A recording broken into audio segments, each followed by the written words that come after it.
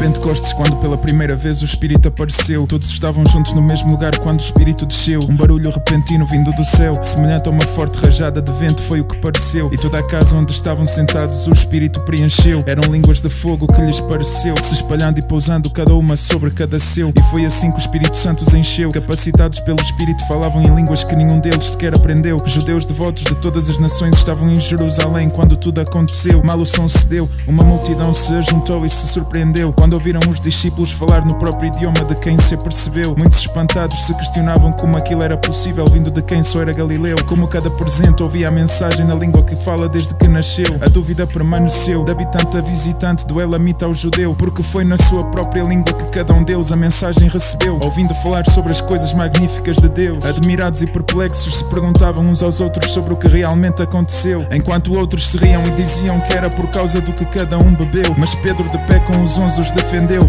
falando bem alto ele esclareceu, dizendo que em verdade por ser ainda manhã nenhum dentre eles bebeu, e repetiu-lhes o que o profeta Joel escreveu sobre os últimos dias e sobre a vontade de Deus, de derramar do seu Espírito sobre cada pessoa, sobre tudo o que é seu, para que filhos e filhas profetizem, glorificando assim o céu, para os jovens terem visões sobre o que ainda não aconteceu, para que os homens idosos tenham sonhos como Deus assim o escolheu, para que os escravos e escravas de Deus profetizem ao receberem o Espírito que Deus lhes deu, realizando milagres em cima no céu, sangue, fogo e nuvens de fumaça como Deus prometeu, o sol se transformando em escuridão e a lua em sangue antes de vir o grande e glorioso dia que Jeová escolheu, poupando a vida de todo aquele que invocar o nome de Jeová, sendo assim salvo de todas essas coisas que a terra ainda não viu nem viveu. Sim, Jesus o Nazareno foi um homem que Deus aprovou e escolheu para realizar obras poderosas, milagres e sinais glorificando a Deus. Esse homem que foi entregue pela estabelecida vontade e presciência de Deus, foi pregado numa estaca pelas mãos de transgressores e assim morreu, mas Deus ressuscitou de volta à vida aquele que inicialmente nos deu, livrado assim as dores da morte ele nem sequer sofreu, por não ser possível a morte assim não o prendeu. A respeito da ressurreição de Jesus Davi escreveu, mantendo Jeová constantemente diante do seu eu, nunca o deixando ser abalado porque ele à sua direita permaneceu. Um coração animado assim apareceu e uma língua alegre o esclareceu, uma esperança assim Davi viveu. Espírito,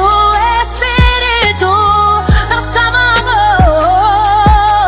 que desce como fogo. Oh, vem, vem, vem sobre nós, vem como em Pentecoste.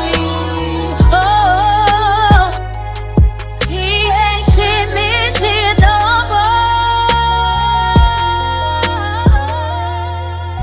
Porque na sepultura Jesus não permaneceu, porque por Deus não permitir a decomposição, Jesus não conheceu. O conhecimento sobre os caminhos da vida assim Davi recebeu, porque na presença de Jeová Deus de alegria se encheu. Ainda hoje se fala desse Davi que o mundo conheceu. Davi foi enterrado assim que morreu, e o seu túmulo até o dia de hoje permaneceu. Por ser profeta ele reconheceu que um dos seus descendentes se sentaria no seu trono, e está para se cumprir esse juramento que Deus lhe prometeu. Assim sobre a ressurreição do Cristo Davi escreveu, falando sobre ela, dizendo que Jesus na sepultura não permaneceu e que a sua carne a decomposição não conheceu. Deus ressuscitou Jesus e disso testemunhou cada discípulo seu. E Pedro então esclareceu, por Jesus ter sido então enaltecido à direita de Deus, o prometido Espírito Santo do Pai recebeu, derramando o que via e ouvia cada elamita, cada habitante, cada presente, cada judeu. Porque Davi não subiu aos céus, mas escreveu que Jeová dissera ao Senhor Jesus para se sentar à sua direita, até que postos debaixo dos pés de Jesus os seus inimigos sejam postos por Deus. Portanto, com plena certeza toda a casa de Israel defendeu que Deus fez Senhor e Cristo Jesus que na estaca morreu. Ao tal verdade ser ouvida, uma aflição no coração lhes apareceu, e perguntaram a Pedro e aos outros apóstolos o que deveriam fazer, ao que Pedro respondeu, para se arrependerem e para cada um deles ser batizado em nome de Jesus Cristo para o perdão de seus pecados, a fim de então receberem a dádiva do Espírito Santo assim como Deus prometeu. Aos que ouviram, aos seus filhos e a todos os que estão longe, todos os que Jeová nosso Deus chamar e quem escolheu. Pedro continuou, realmente não se encolheu, mas dava testemunho cabal, exortando no meio de muitas palavras, dizendo para procurarem a salvação da geração pervertida que os comprometeu. Assim cada um que aceitara com alegria as suas palavras foi batizado e assim se converteu. E nesse dia cerca de 3.000 pessoas se juntaram a eles por causa de tudo o que graças ao Espírito Santo aconteceu. Os apóstolos ensinavam então assim quem se converteu, conviviam uns com os outros, tomavam refeições juntos e oravam ao Deus que os livrou e protegeu. Por causa do temor um grande número de milagres e sinais por parte dos apóstolos ocorreu. A união entre todos os que se tornaram crentes cresceu, o egoísmo entre uns e outros desapareceu. Cada bem e propriedade que cada um tinha, cada um vendeu,